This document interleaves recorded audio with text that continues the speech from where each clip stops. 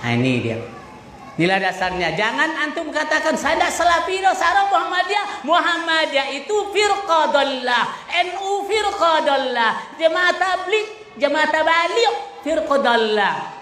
Apalagi Tarbiyah firqah dhallah. Tidak jurus kepada Al-Quran itu.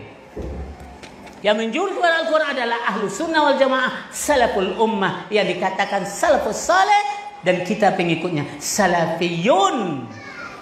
Alah, paham tu? Just norat yang punya. Ah, bukan pakai panjang tu mah, tongkulatan. Dakwah. Ini adalah markasnya dakwah salaf Panjang untuk Kampar sekitarnya. Dari sinilah, ya, dari sinilah lahirnya La ilaha illallah di atas pemahaman Ahlus Salaful Ummah dan meyakini Allah di langit.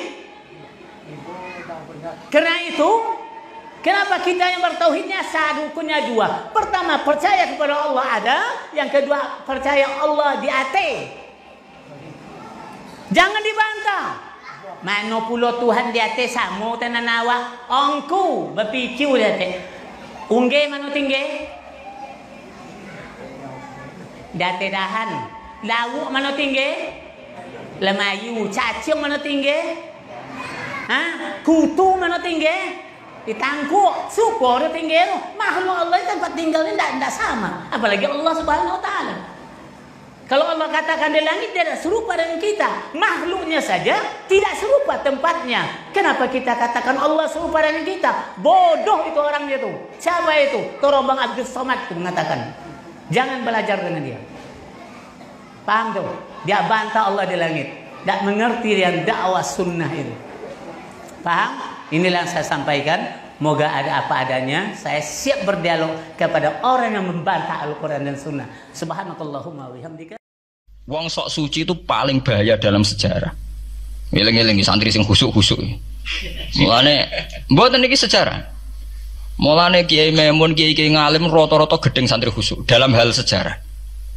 Akhirnya ono kelompok sing sok khusuk, yaiku moh tukaran, ya moh partai, moh kelompok-kelompokan.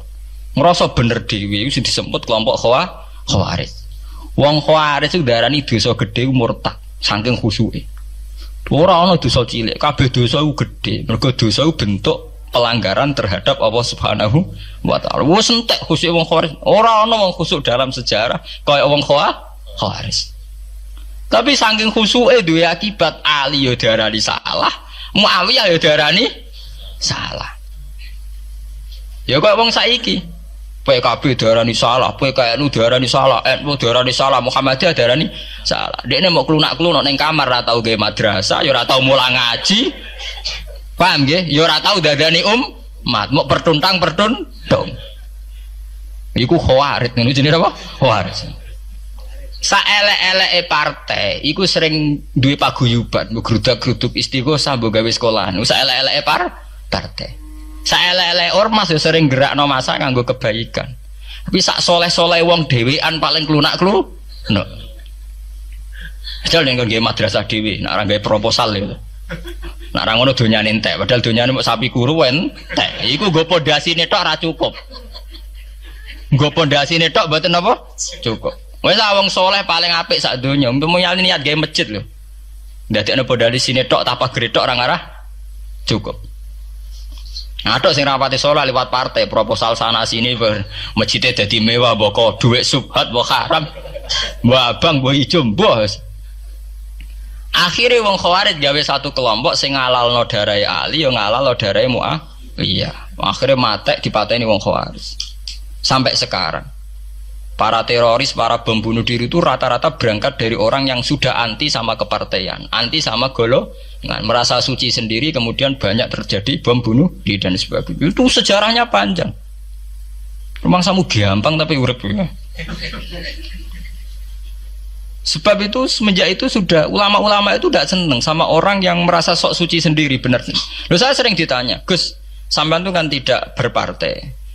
Terus kalau organisasi di Indonesia yang kamu ikuti apa? Tak jawab. Asal NU atau Muhammadiyah itu mayoritas, saya hanya ada di antara dua itu. Asal mayoritas, masih mayoritas.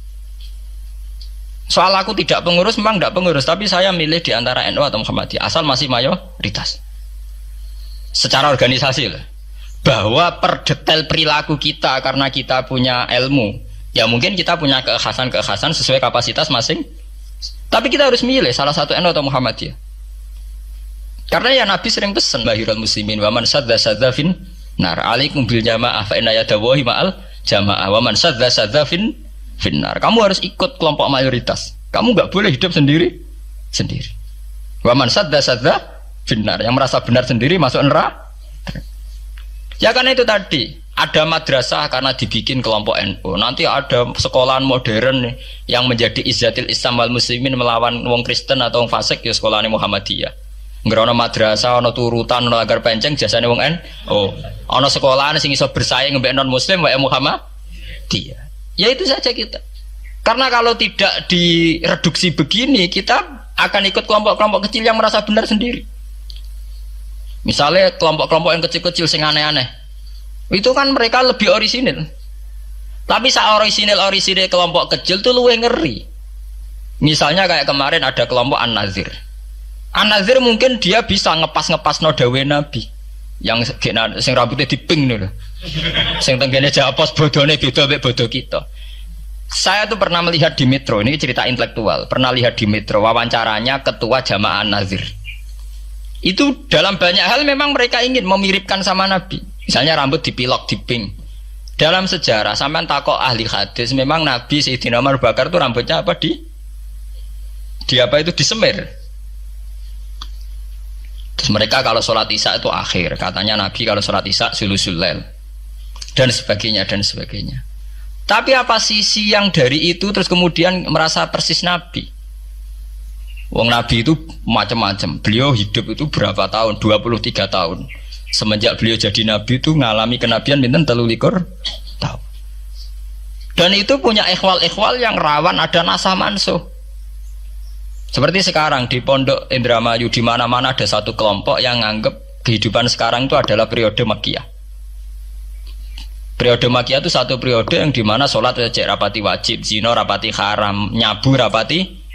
Ya ada kelompok-kelompok di kota-kota begitu. Di kota-kota juga banyak orang yang sama orang zina itu biasa, sama orang nyabu biasa. Mereka sendiri tetap mengharamkan zina, tapi nggak perlu dilawan. Sehingga polemik ketika FPI begitu, ada yang mengatakan periode sekarang itu mirip Makkiyah, di mana kemungkaran nggak perlu dilawan, yaitu bil hikmati wal mau'izatil hasanah. Ada orang yang menafsirkan Islam sekarang itu sudah periode Madaniyah, sehingga kemungkaran harus dilawan. Yang kayak FPI itu yang anggap sekarang sudah periode Madaniyah. Lah itu kan artinya begini, semua itu toh mengklaim mirip-mirip niru Kanjeng Nabi. Masalahnya semua itu juga ngeklaim mirip-mirip niru Kanjeng Nabi. Terus kemudian ini cerita Malik ahli sunnah. Kemudian sejarah memanjang. Sausi Ali bin Muawiyah keok, Sayyidina Ali keok di putra Sayyid Husain. Sayyid Husain kon ngakoni pemerintahane Yazid teng Syam. Sayyid Husain boten kersa. Idzan al mautu khairun li. Kalau begitu lebih baik mati. Terus dibantai teng Karbala. Bonus. Ketika dibantai di Karbala malah melahirkan trauma lagi. Wong Islam sing model tipikal Sunni tetap melok Yazid.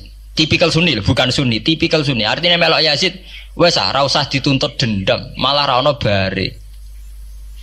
Akhirnya gak dendam. Kelompok Syiah iku apa-apaanan, putune Nabi kapundhut kok dingin-dingin saja. Kudu ono revolusi, akhirnya revolusi. Ngelahirno kelompok Syiah kanthi sak mangke. Karena kelompok Syiah itu berangkat dari tragedi Husain, semua penanggalan Syiah mengacu 10 Muharram di tanggal kabudute Sayyid Husain, dan revolusi Syiah selalu mengacu kebangkitan Sayyid Husain. Lah ahli sunnah mulai dulu karena melihat fenomena semua macam-macam wis pokoke kaya wong Indonesia saiki. Tenan mboten derek-derek iku mulai dhisik. Mohon begitu terus sejarah sampai lahirnya sejarah intelektual. Lah sejarah intelektual sejarah paling nakalan. Jadi moh resiko terus ujuk-ujuk dari sejarah intelektual, yaitu yang diikuti kados Mbah Hasyim Asy'ari, Mbah Fadl, ulama-ulama. Terus wonten panduan ahli sunnah secara gampang. Artinya secara gampang begini, ahli sunnah itu siapa? Orang yang dalam bermadzhab fikih mengikuti ahadul madzahib al-arba'ah. Orang yang dalam ilmu kalam mengikuti Abu Musa al-Asy'ari atau Abul Hasan al-Maturidi. Orang yang dalam tasawuf mengikuti Imam Junaid, Abul Qasim al-Junaidi atau Syekh Abdul Qadir al-Jilani. Ya begitu. Tapi kan mereka-mereka yang jadi panutan kita kan orang yang baru datang kemarin. Masa sahabat sabarani ahli sunnah? Tabiin, masa tabiin pengikut Abu Musa al-Asy'ari? Dhisik endi tabiin Abu Musa al-Asy'ari? Masa Sayyidina Umar pengikut Imam Syafi'i? Wong dhisik Sayyidina Umar. Nah itu jenenge pembakuan sejarah secara intelektual. Artinya karena mendefinisikan ahli sunnah itu kangelan. Sebabnya ahli sunnah itu wong sing ciri utamane itu Syafi'i atau Maliki atau Hanafi. Dalam akidah anut Asy'ari atau Matu, ya hanya begitu saja. Ya sesuai secara kultural kalau di Indonesia ditarif ahli sunnah sapa ya nara NU ya Muhammadiyah. Karena Wahabi itu klaim ahli sunnah, sama jangan salah paham. Wahabi sendiri itu menurut konvensi internasional itu masih ahli sunnah. Yeah.